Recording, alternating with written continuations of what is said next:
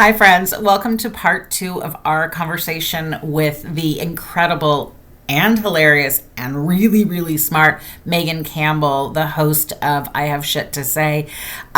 This is a three-part bucket of chaos. And I think the fact that I am actually making this intro, and if you're watching this, which will be a riot to watch because the audio video sync is all messed up, because that's just life. I am currently at 6 a.m. I'm in my home office in my pajama tops finishing this up, and it just feels authentic because everything went a little chaotic with the technology of this, and it literally took me 7 hours to edit it, which is comedy. That's not how it's supposed to go.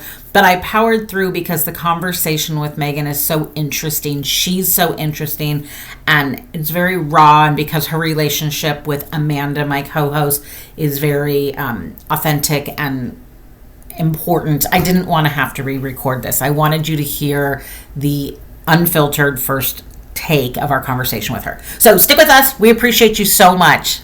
Keep those lights on. So we're talking about relationships, right? And so I have this list of questions, and I kind of feel like I don't care about them because I just want to talk to you. Yeah. Which is when we're talking about relationships and art therapy, and not everybody is going to have access to you, Megan.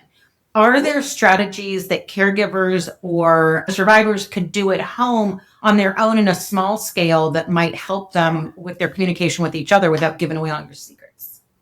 Yeah, I mean, honestly, I don't think they're secrets. I'm like, I'll give them all away. So, art therapy is specific, separate, I would say, than art for wellness or therapeutic art making.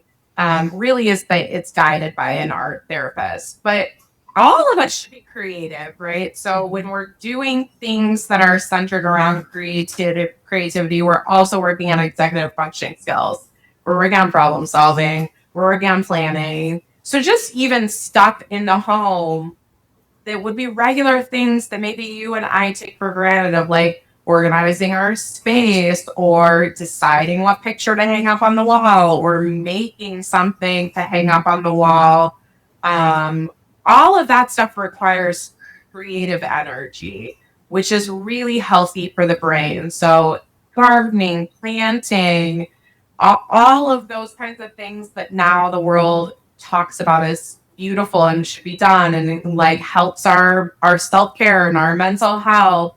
All of that was really helpful for connecting and doing it together, and making space to do it together would be amazing for caregivers and survivors to do.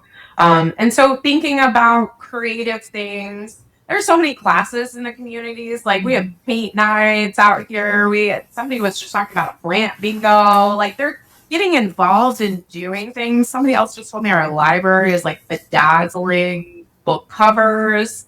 People are doing so much creative stuff, especially in a post-COVID world, that I think really thinking and leaning into where does creativity exist in your relationship. And is there space for it? And if there isn't, how do I make space for it? And how do we do things that might connect us, that are creative? I think it's really beautiful. Even you were just talking about your son's girlfriend making a coffee and being a barista. That takes energy and planning and creativity. And they make like milk designs in the top of the coffee, right? So I think making space to honor the creativity in the relationship is really important, and maybe having a little more patience for the fact that it might take a little bit longer for them. But being able to just carve out a little bit of time for something that is enjoyable. I know Mackenzie does painting in her free time, yoga, movement, walks. Really like all those self-care things, and realizing that those are healing for the brain. I attended Love Your Brain Summit over the weekend, and one of the things they talked about was that social prescription and being able to connect with nature, with art, all those things that, you're talking about, being able to connect with movement, those things that I think that we're not always intentional about. that can help build And those the relationships. medical model sometimes takes out of. Mm-hmm. If you're exhausted from doctor's appointments and treatment and managing things, the last thing that you want to do is go for a walk or paint or do the fun stuff. Yeah. And it's probably the first thing we need. Right. Definitely.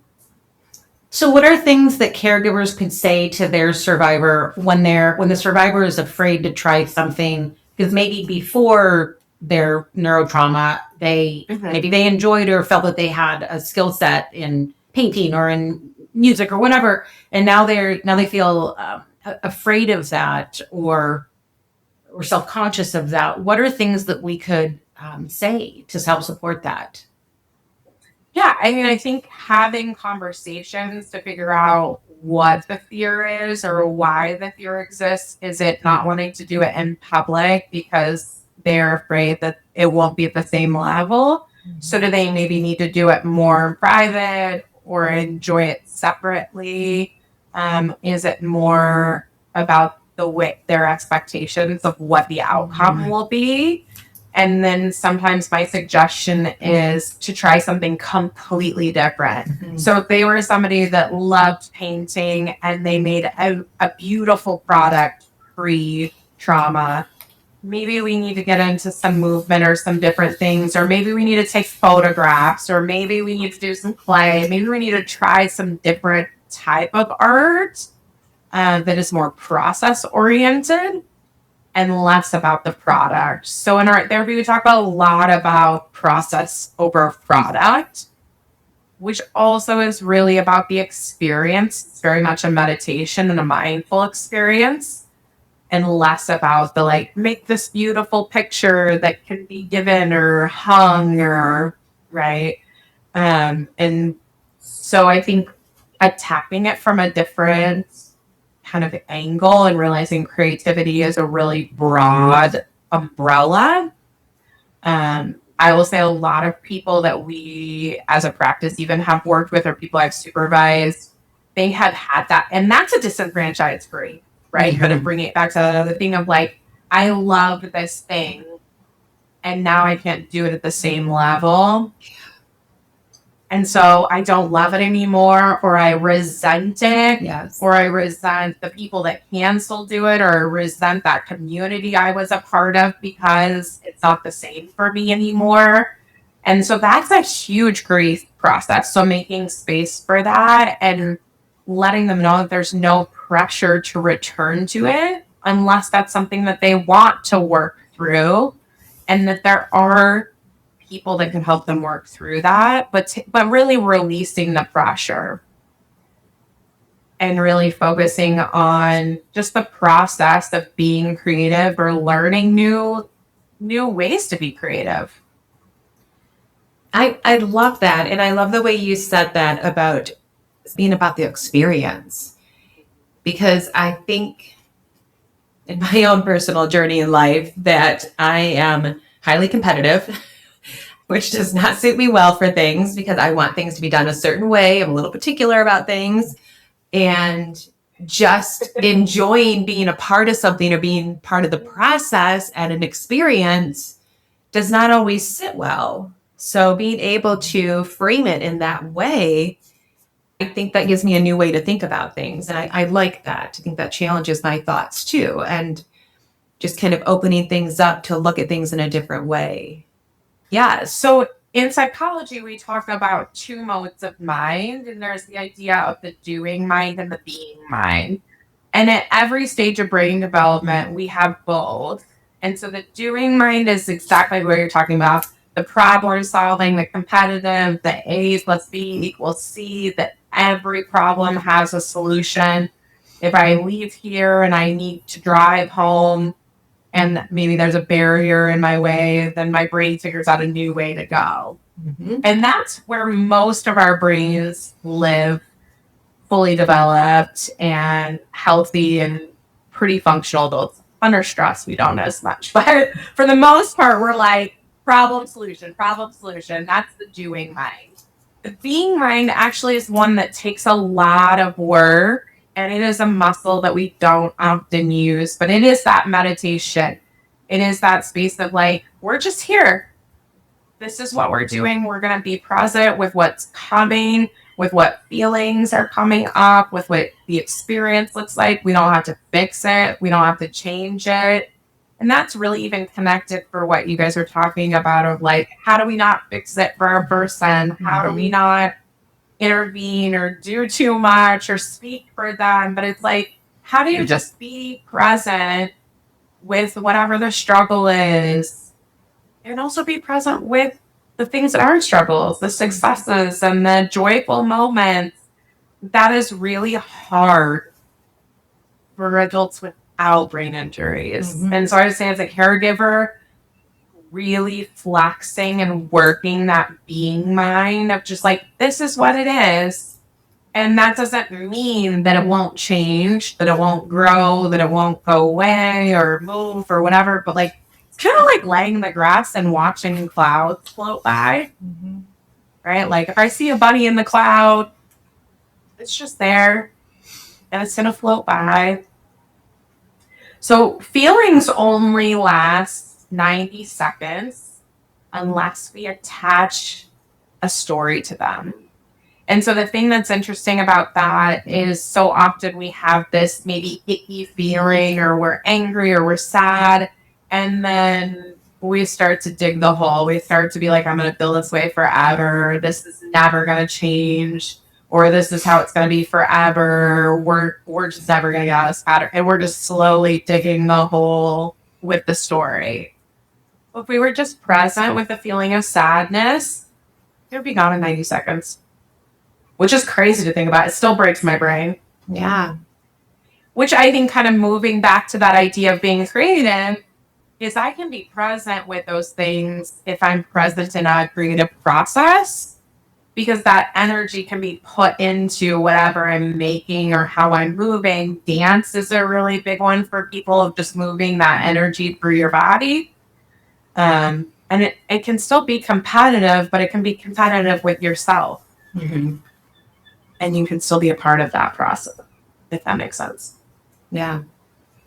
I love that. And I'm going to go back to your being mind because it goes back to something you said earlier when you were talking about, that over-functioning caregiver, which I can identify with because I'm a fixer. Found that out through therapy. Didn't know, but hey, yeah, I'm a fixer. I see a problem. Not a bad thing, right? No, not a bad thing. We want to fix everything, but definitely have been, through the years getting into that more meditation piece where, watching things and, having to say like, yeah, I don't know. I don't have the answers. I am probably not going to be able to figure that one out. And I don't have to. Yeah, and I don't have to. And it is hard and it is painful, as a caregiver, to sit in that space. But also it does take, some of that burden off of us, as caregivers, because we don't have to have all of the answers, but it does relieve some, stress and pressure. Right. I don't have to have the answers. I don't have to make them feel better. I don't have to fix it all. We can just be together. And if I'm being honest, I bet you it will help them as well. Oh, 100%. Right? So thinking even about that grief as a metaphor, right? How many times do we hear people say like, ew, people say really crappy things when somebody passes or when I'm in grief. And that's not really helpful for the person that's grieving. It's really about what's soothing the person that's sitting with them. And so even to just be a caregiver that sits in it and is like, I don't have the answers and I love you and we're going to be together. And if it needs to be figured out, we can do that. But I don't know. Yeah. I'd be really healing for them because I bet you there's a lot of things they don't know either. Right. And the unknown sucks. Oh, it does. For everyone. Mm-hmm. It definitely does. The pain on top of it. Yeah. Mm-hmm. Do you know that your headphones make you look like Princess Leia? I love that. I just want to make sure that She's a warrior princess. She's a warrior princess. So I'll take that. That's perfect. I love Princess Leia. I do too. I'm just saying. I don't know what she's wearing under her sweatshirt. So we've got this desire to help our kids and loved ones, but in our case, our kids, adult kids, get out there and keep going. And the struggle, we were talking about this morning, is I think you were talking about the try it 3 times idea. And something I struggle with sometimes is I want to push my son to try things, but I don't want to badger him. Like I think a lot about the difference between punishing and supporting, encouraging, and making it worse. And I, like, hey, why don't you try this? No, I don't want to. I think you'd enjoy it. No, I don't want to. Why don't we try it together? I don't want to. And obviously he's 27 years old. Like, he gets to be in charge of himself. But why are you laughing? Because we're talking about something else I talk a lot about in terms of, so I'm also a positive discipline trainer. And we talk in that about the idea of encouragement versus praise. And so encouragement is really rooted in, like, I notice or I appreciate this effort you're making towards something, versus praise is often this, like, you made me so happy that you did this thing. I'm so happy you did this thing. I'm also raising a 2-year-old, so I catch myself doing this stuff like all the time. The other day, she told me, good job for wiping my business after I get went to the bathroom. So I was like, no, yay. But I think what you're kind of alluding to is, like, you really want him to push past this barrier and do this thing, and you think it would be helpful for him, and he's like, it's a no for me. And I think to even respond and just say, I appreciate that you know that it's not for you, and I trust that you will find the thing that's right for you to get out of the house and do. I know that's going to cause you some stress. Period. But can't imagine what intrinsic values that starts to create in him of, like, oh, my mom trusts that I am going to do this when I'm ready. Maybe I am ready because there's no pressure, or I haven't thought about that yet. It's like you're planting seeds. Honestly, as well as I do this with my employees all the time. Mackenzie will tell you, I do this all the time. Like, I trust that you'll handle your emotions around that. I trust that you have the ability to manage this struggle. And if you need something, let me know. And I don't help or intervene unless it's asked for. And that is hard. And I catch myself all the time. But what do we do when people shove stuff down our throats? I mean, for me, I'm like, it's a no. It's a no, thank you. I don't care how many ways you make it okay or you try it right. Like, I don't care if you wrap the medicine in the peanut butter or the yogurt or whatever. I'm not taking it. No, thank you. But if somebody was just like, I see that you know what you like and you don't like, and I trust that you understand getting out and doing things is important for you. If there's things that you would like me to sign you up for or get you to, you just let me know. How does that make you feel? I don't like it. I mean, it makes sense. What it makes me think of is when I managed lots of people, I was very careful to make sure that if I had to discipline them for something, that I didn't back them into a corner they couldn't get out of. Yeah. And so this seems like a more positive, that in that case, I was speaking to them because something was wrong, a behavior or action was wrong. But in this case, it's like, I'm asking you to do this thing, and if you're saying no, I don't want them trapped in the corner. It sounds like I need to open up and say, like, okay, well, it's going to be here for you, and maybe you'll feel differently in the future. I know, like, one thing we're talking about is that he was a big. He went to the club a lot.